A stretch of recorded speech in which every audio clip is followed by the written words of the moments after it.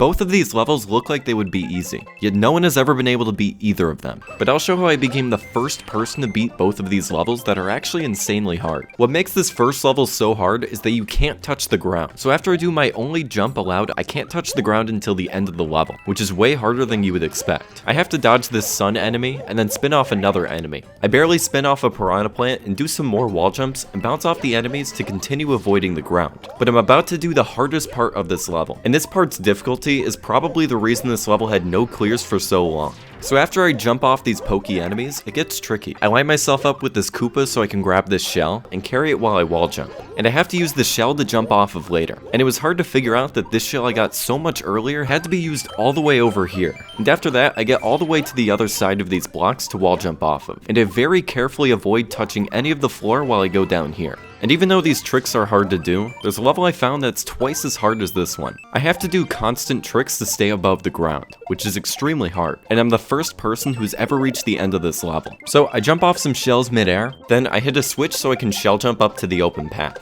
I jump on these shells twice, and I have to time my jump so I can land on this shell, and I quickly activate a POW to open another path up top that I shell jump to get to.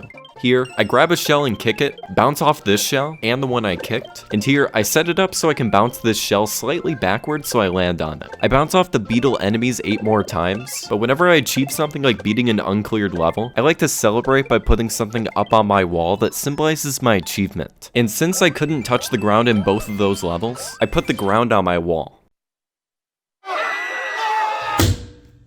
So in the past, I played this level that over 20,000 people played, and almost all of them failed it. And to figure out the secret to that level and how I became one of the first to beat it, that video's right here.